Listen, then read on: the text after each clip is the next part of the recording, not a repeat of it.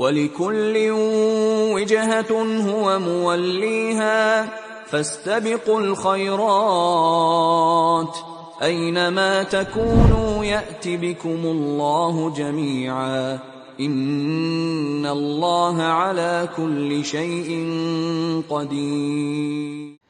Assalamualaikum warahmatullahi wabarakatuh. Innal hamdalillah nahmaduhu wa nasta'inuhu wa nastaghfiruh wa na'udzu billahi min sururi anfusina wa min sayyiati a'malina. May yahdihillahu fala mudhillalah wa may yudlil fala hadiyalah.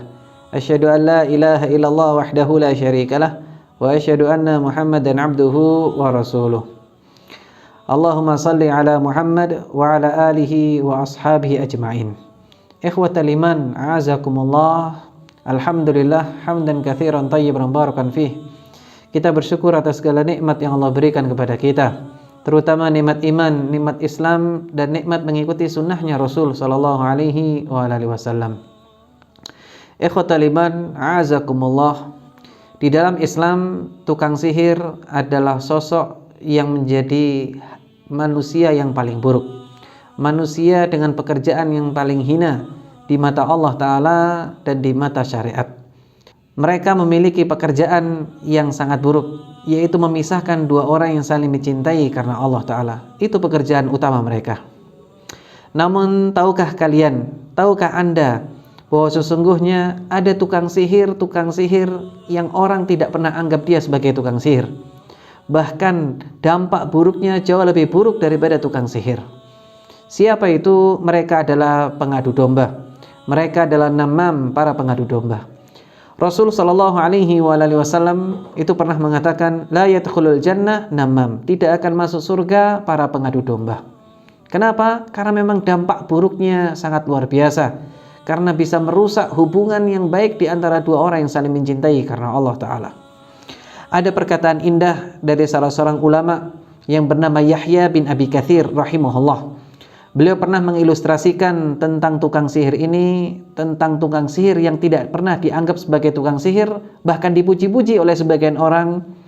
Tapi Yahya bin Abi Katsir menunjukkan betapa jeleknya perlakuan daripada namam, para pengadu domba, para penyebar berita-berita fitnah, para mereka yang beritanya dan ucapannya membawa keburukan-keburukan. Mereka tidak lebih daripada tukang sihir, bahkan lebih buruk daripada tukang sihir.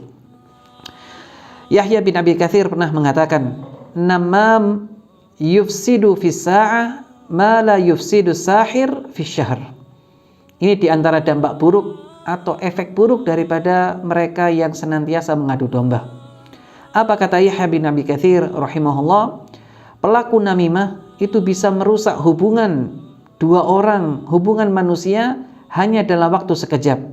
Yang itu tidak bisa dilakukan oleh tukang sihir dalam waktu 1 bulan. Subhanallah. Dan memang betul, para pelaku namimah ini adalah orang yang bisa memisahkan dua orang yang saling mencintai, atau memisahkan kelompok satu dengan kelompok lain dalam waktu sekejap, dengan omongannya, dengan berita bohongnya, berita hoaxnya, sehingga orang bisa bertengkar satu sama lain. Yang mana tukang sihir kalau ingin memisahkan dua orang yang saling mencintai, itu butuh waktu yang lama. Mereka harus siap-siap, mereka harus membuat ritual-ritual syiriknya, lalu kemudian baru mereka bisa melancarkan aksi sihirnya kepada orang yang dituju, dan menunggu efeknya mungkin butuh waktu yang cukup lama. Namun tidak untuk tukang adu domba, tidak bagi para namimah. Mereka bisa sangat mudah memisahkan dua orang yang saling mencintai karena Allah. Karena itu kalau kita mendengar berita-berita tentang namimah, berita-berita tentang hoaks, fitnah-fitnah yang tidak jelas kebenarannya, yang tujuannya merusak, maka jangan pernah didengarkan, jangan pernah dihiraukan, abaikan saja. Karena setiap kedustaan-kedustaan para pelaku namimah itu semuanya akan ada hisabnya.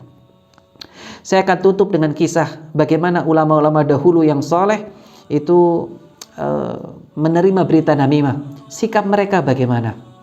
Dikisahkan, kisah ini dinisbahkan kepada Umar bin Abdul Aziz, salah seorang khalifah yang luar biasa dengan kejujurannya, dengan keadilannya. Umar bin Abdul Aziz itu pernah didatangi oleh seseorang. Lalu kemudian orang ini menceritakan tentang berita fitnah, tentang berita-berita hoaks, berita-berita yang tidak jelas sumbernya, yang tidak jelas kebenarannya, yang ada unsur namimah di situ. Lalu kemudian dia sampaikan, kata Umar bin Abdul Aziz, wahai fulan, kalau engkau memang menyampaikan berita itu, kami akan cross check. Informasi yang kamu sampaikan kepada saya akan cross check. Kalau seandainya kamu berkata dusta, maka sungguh kamu masuk dalam kategori firman Allah Ta'ala di dalam Al-Quran surat Al-Hujurat, ya ayyuhalladzina amanu in ja'akum fasikum binaba'in fatabayyanu. Kamu termasuk orang fasik karena kamu menyebarkan berita dusta.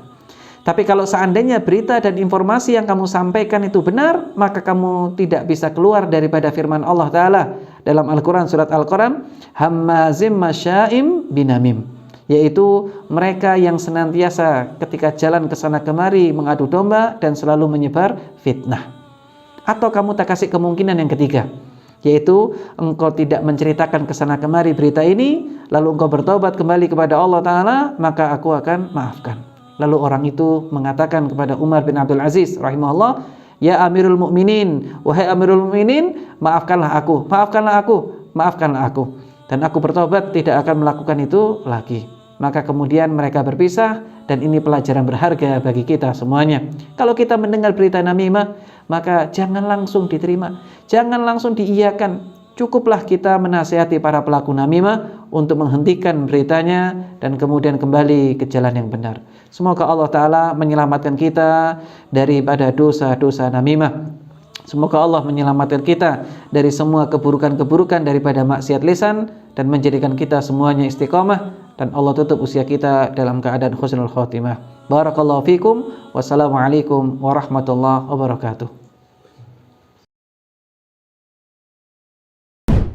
ولكل وجهة هو موليها فاستبقوا الخيرات أينما تكونوا يأت بكم الله جميعا إن الله على كل شيء قدير.